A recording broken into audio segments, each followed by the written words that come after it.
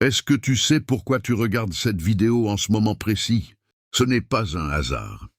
Ce n'est pas une coïncidence. Ce n'est pas le fruit du hasard, algorithmique d'une plateforme numérique. Non, il y a une main invisible qui t'a guidé jusqu'ici. Aujourd'hui, à cette heure exacte, dans cet espace de ta journée où quelque chose en toi cherchait à être touché, compris, ou simplement entendu, tu aurais pu regarder autre chose. Tu aurais pu faire défiler encore une fois les mêmes nouvelles, les mêmes contenus, les mêmes distractions. Mais quelque chose t'a arrêté ici. Quelque chose t'a dit, regarde ça. Et cette chose, c'est Dieu. Oui, Dieu lui-même t'a conduit jusqu'à ce moment. Et avant que tu continues à écouter, je veux que tu comprennes une chose fondamentale. Ce que tu vas entendre dans les prochaines minutes n'est pas simplement un message générique destiné à la masse. Ce message a été préparé pour toi, pour ton histoire, pour ta douleur, pour ton attente, pour ta foi qui vacille peut-être, mais qui n'est pas encore éteinte, pour ce cœur qui a porté trop lourd depuis trop longtemps. Ce vendredi est différent, et tu vas comprendre pourquoi. Laisse-moi te dire quelque chose que personne d'autre ne t'a peut-être dit récemment, avec cette certitude absolue. Tu n'as pas été oublié. Je sais ce que tu as traversé. Je sais les nuits où tu as regardé le plafond en te demandant si tout ça avait encore un sens. Je sais les matins où tu t'es levé avec un poids sur la poitrine, un poids que tu n'arrives plus à nommer, mais que tu portes à chaque respiration. Je sais les prières que tu as faites et auxquelles tu n'as pas encore vu de réponse. Je sais les larmes que tu as retenues parce qu'il fallait être fort, parce que les autres avaient besoin de toi, parce que tu ne voulais pas inquiéter ceux que tu aimes. Je sais tout ça, et pourtant te voilà encore debout. Tu es encore là. Tu résistes. Tu continues. Et cette résistance, cette persévérance silencieuse, cette capacité à tenir quand tout te pousse à lâcher, sais-tu d'où elle vient? Elle ne vient pas de toi seul. Elle vient de celui qui t'a créé. Elle vient de la main qui t'a modelé avant même que tu sois formé dans le ventre de ta mère. Elle vient de Dieu. Dans le livre de Jérémie chapitre 29, verset 11, il est écrit « Car je connais les projets que j'ai formés sur vous, dit l'Éternel, projets de paix et non de malheur, afin de vous donner un avenir et de l'espérance. » Lis bien ces mots. Pas des projets de malheur, pas des projets de souffrance inutile, pas des projets d'abandon, des projets de paix, un avenir, de l'espérance. Ces mots ont été écrits il y a des millénaires, et pourtant, ils portent ton nom aujourd'hui. Parce que Dieu ne parle pas seulement à travers les prophètes du passé, il parle à travers les circonstances du présent. Il parle à travers les rencontres inattendues, les portes qui s'ouvrent là où il n'y avait qu'un mur, les personnes qui arrivent dans ta vie au moment exact où tu en avais le plus besoin. Il parle à travers des vidéos que tu regardes un vendredi, seul avec toi-même, en cherchant quelque chose que tu ne saurais pas forcément nommer. Et ce qu'il te dit aujourd'hui est simple. Je n'ai pas oublié. Je n'ai jamais oublié. Il y a quelque chose que beaucoup de croyants ne comprennent pas. Et cette incompréhension génère une douleur inutile. C'est ce que j'appelle la saison du silence. Tu as peut-être vécu cette période, ou peut-être que tu la vis en ce moment même. C'est cette période étrange où tu pries et le ciel semble fermé, où tu cherches des signes et tu ne vois rien, où tu attends une réponse, une percée, un changement. Et les jours passent, les semaines passent, et rien ne semble bouger. Et dans ce silence, une voix commence à se faire entendre. Une voix insidieuse, une voix qui ressemble parfois à ta propre voix, parfois à celle des autres autour de toi. Et cette voix dit, peut-être que Dieu ne t'écoute pas vraiment. Peut-être que tu n'es pas assez bien pour mériter sa grâce. Peut-être que ce n'est pas pour toi. Peut-être que tu attends pour rien. Et tu as peut-être cédé à cette voix. Un peu, parfois, dans les moments de faiblesse, dans les creux de la vague, dans ces instants de solitude profonde où le doute prend toute la place. Mais je veux te dire aujourd'hui, avec une certitude absolue, ce silence n'est pas un abandon. Ce silence est une préparation. Rappelle-toi de l'histoire de Joseph dans la Genèse. Ce jeune homme avait reçu un rêve de Dieu, un rêve magnifique, un rêve qui lui montrait qu'il serait élevé et honoré. Et qu'est-ce qui s'est passé ensuite ? Ses propres frères l'ont vendu comme esclave. Il a été emprisonné pour un crime qu'il n'avait pas commis. Il a passé des années dans une prison égyptienne, oublié, effacé dans l'obscurité. des années de silence, des années où rien, en apparence, ne ressemblait à la promesse qu'il avait reçue. Est-ce que Dieu avait oublié Joseph dans cette prison? Non, jamais. Chaque jour de prison était une école. Chaque nuit d'obscurité était une forge. Chaque moment de souffrance était en train de construire en Joseph quelque chose que le confort n'aurait jamais pu produire. La sagesse, l'humilité, la résilience, la confiance absolue dans le plan divin. Et quand le moment est venu, pas une minute trop tôt. Pas une minute trop tard, Dieu a tout retourné en un seul jour. Joseph est passé de la prison au palais, de l'esclave au vice-roi, de l'oublié à celui que toute une nation allait chercher. Ta prison est temporaire, ton palais est en préparation. Et ce vendredi, quelque chose commence à bouger. Maintenant, je veux que tu fermes les yeux une seconde, si tu es dans un endroit où tu peux le faire. Prends une respiration profonde et écoute, pas avec tes oreilles, écoute avec ce lieu profond en toi, cet endroit que le monde n'arrive jamais vraiment à atteindre. Cet espace intérieur où la vérité résonne quand elle se fait entendre. Parce que ce que je vais te dire maintenant, c'est ce que Dieu lui-même voudrait te dire s'il était assis en face de toi. Mon enfant, je t'ai regardé lutter. Je t'ai vu porter ce poids en silence. J'ai vu tes larmes, même celles que tu n'as jamais versées devant personne. J'ai entendu les prières que tu n'as même pas su formuler, ces gémissements profonds qui sont montés de ton âme dans les nuits les plus sombres. Et je veux que tu saches que je n'ai pas été absent. Je n'ai pas détourné le regard. Je n'ai pas été distrait par d'autres choses. Je ne gère pas les galaxies en oubliant les enfants de mes mains. Tu es faite à mon image, et quand tu souffres, je souffre avec toi. Mais voici ce que tu ne pouvais pas voir de là où tu étais. J'étais en train de construire quelque chose de plus grand que ce que ton esprit humain pourrait imaginer. Chaque obstacle que tu as rencontré n'était pas une erreur de ma part. Chaque porte fermée n'était pas un refus, c'était une redirection. Chaque relation qui s'est brisée ne t'a pas détruit. Elle t'a libéré de ce qui t'aurait empêché d'avancer vers ce que j'ai préparé pour toi. Oui, tu as pleuré. Oui, tu as douté. Oui, il y a eu des moments où tu as failli abandonner. Et pourtant, te voilà encore là. Te voilà encore debout. Te voilà encore en train d'écouter. En train de chercher, en train de croire malgré tout. Et cette persévérance, cette foi qui refuse de mourir, c'est moi en toi. C'est ma grâce qui tient quand tes forces lâchent. C'est mon esprit qui souffle quand ton souffle manque. Et aujourd'hui, ce vendredi, je te dis quelque chose que tu dois recevoir avec tout ton cœur. Le tournant est là. Ce que tu attends depuis si longtemps, je l'ai entendu. Ce que tu as porté dans le secret, je l'ai vu. Ce que tu n'as osé espérer qu'en silence, je l'ai préparé.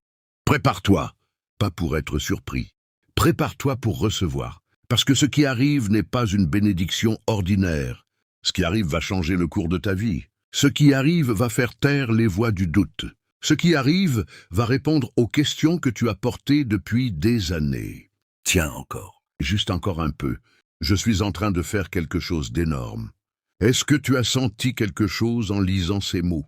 Une chaleur quelque part dans ta poitrine, peut-être. Un tremblement imperceptible.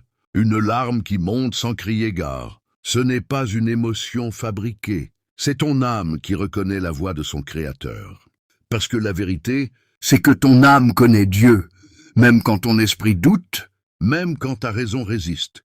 Il y a en toi quelque chose qui sait, quelque chose qui reconnaît la lumière, même au milieu des ténèbres les plus profondes. Et cette partie de toi qui reconnaît, c'est elle que Dieu appelle aujourd'hui. Je sais que cette affirmation peut sembler difficile à croire quand tu regardes ta vie en ce moment. Peut-être que tu traverses une crise financière. Peut-être que ta santé est fragilisée ou celle de quelqu'un que tu aimes. Peut-être que ta famille est fragmentée, que des relations importantes se sont brisées. Peut-être que tu as perdu ton emploi, ton logement, ta stabilité. Peut-être que tu te bats contre une dépendance, une dépression, une anxiété qui s'est installée, si profondément que tu ne sais plus très bien comment elle ressemblerait. La vie sans elle.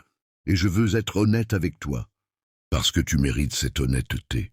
Dieu ne cause pas la souffrance pour le plaisir de faire souffrir. La douleur que tu ressens n'est pas une punition divine. Dieu n'est pas un tyran qui t'inflige des épreuves pour te briser.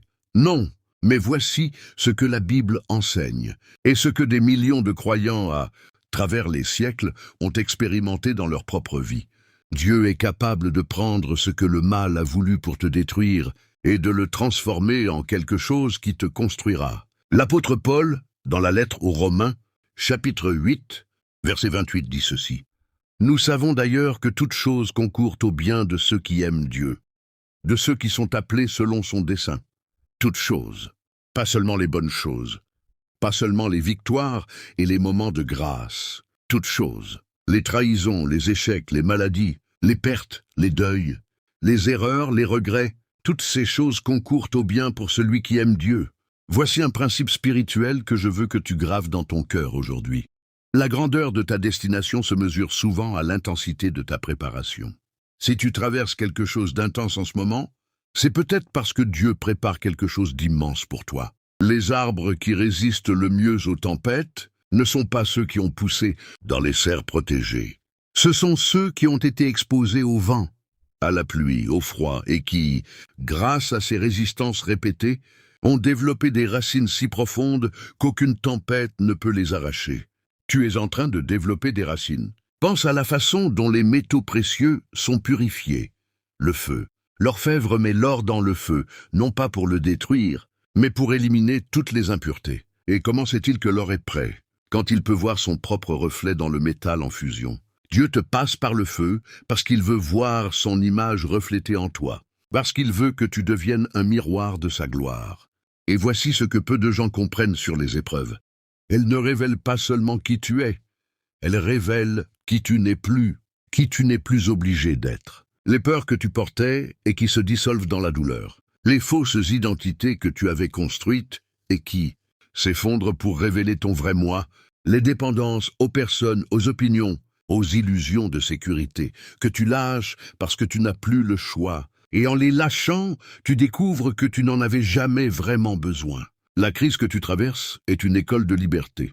Et Dieu est le professeur le plus patient qui soit. Avant que tu partes, avant que tu retournes à ta journée, avant que le bruit du monde reprenne ses droits sur ton attention, je veux que tu emportes une phrase, une seule phrase, une phrase que j'espère que tu porteras avec toi dans les jours, les semaines, les mois qui viennent. La voici. Ce n'est pas la fin. C'est le commencement de ce que Dieu a toujours voulu pour moi. Dis-la à voix haute si tu peux. Dis-la avec conviction. Dis-la même si tu ne la crois pas encore complètement. La foi vient en entendant. Et parfois, en commençant à prononcer la vérité, notre cœur la rejoint ensuite. Ce n'est pas la fin, c'est le commencement de ce que Dieu a toujours voulu pour moi. Ce vendredi n'est pas un vendredi comme les autres. Ce vendredi est un marqueur dans ton histoire. Ce vendredi, quelque chose de grand commence. Et tu ne regarderas plus jamais ce vendredi de la même façon. Et maintenant, si tu le veux bien, ferme les yeux. Mets ta main sur ton cœur et prie avec moi. Seigneur Dieu, me voici devant toi. Avec tout ce que je suis, les forces et les faiblesses, les doutes et la foi, les blessures et les espoirs. Je ne viens pas avec des mains parfaites. Je ne viens pas avec un cœur sans fissure. Je viens tel que je suis parce que tu m'as dit que c'était suffisant. Parce que ta grâce est suffisante pour moi. Parce que ta force se perfectionne dans ma faiblesse. Seigneur, je reconnais que je n'ai pas toujours cru. Il y a des moments où le doute a pris plus de place que la foi. Il y a des moments où j'ai regardé les circonstances plutôt que vers toi. Il y a des moments où j'ai essayé de tout contrôler, de tout régler par mes propres forces, et j'ai échoué. Et dans cet échec, j'ai parfois conclu que tu n'étais pas là. Pardonne-moi ces conclusions trop rapides. Pardonne-moi d'avoir mesuré ta présence à l'aune de mes résultats. Aujourd'hui, ce vendredi, je fais un choix. Je choisis la confiance. Je choisis la foi. Je choisis de croire que tu es au travail même quand je ne te vois pas travailler. Je choisis de croire que ta main guide même quand le chemin est obscur. Je choisis de croire que tu as un plan pour moi, un plan de paix, d'avenir et d'espérance. Je te confie ce que j'ai porté seul depuis trop longtemps. Je te confie mes peurs, ces peurs profondes que je n'ai avouées à personne. Je te confie mes rêves, ces rêves que j'ai mis dans un tiroir, parce que la réalité semblait les rendre impossibles. Je te confie mes relations blessées. Je te confie ma santé. Je te confie mes finances. Je te confie mes enfants, ma famille, ceux que j'aime et qui souffrent. Je te confie tout. Parce que t'es plus capable que moi de porter tout ça. Et parce qu'il y a une paix qui dépasse toute intelligence, qui vient quand on lâche ce qu'on n'était pas censé Portez seul. Seigneur, je déclare ce vendredi comme un vendredi de tournant, un vendredi de commencement, un vendredi où quelque chose d'énorme commence à se mettre en place dans le monde invisible pour se manifester dans le monde visible en temps voulu. Je déclare que je suis aimé, pas parce que je le mérite, mais parce que tu es amour. Je déclare que je suis choisi, pas parce que je suis parfait, mais parce que ta grâce a choisi ce qui semble faible pour confondre ce qui semble fort. Je déclare que je ne suis pas abandonné, pas parce que je ne souffre pas, mais parce que tu es celui qui ne part jamais. Je déclare que le meilleur est à venir, pas parce que tout est facile, mais parce que tu es le Dieu des retournements, le Dieu des résurrections, le Dieu qui fait des chemins dans le désert et des fleuves dans les lieux arides. Merci Seigneur. Merci pour ce message. Merci pour cette présence. Merci pour cette foi, même petite, comme un grain de moutarde, qui est capable de déplacer les montagnes. Je suis prêt. Envoie ce que tu as préparé. Je vais le recevoir avec les 2 mains et un cœur grand ouvert. En ton nom, Seigneur Jésus, le seul nom au-dessus de tout nom. Amen. Si ce message t'a touché, si quelque chose en toi a été remué, éclairé ou consolé, ne garde pas ça pour toi. Partage cette vidéo avec quelqu'un qui en a besoin ce vendredi. Quelqu'un qui traverse une tempête.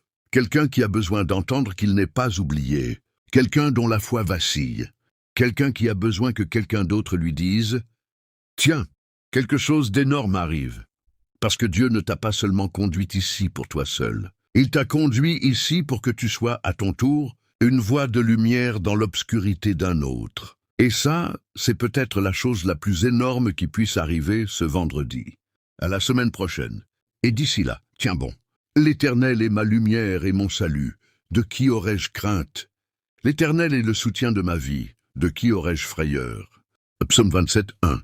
Ne quitte pas encore ce moment. Reste encore quelques instants avec toi-même, avec ce que tu viens d'entendre, avec ce que tu as ressenti, avec ce qui a bougé en toi, même si tu ne saurais pas encore le nommer précisément.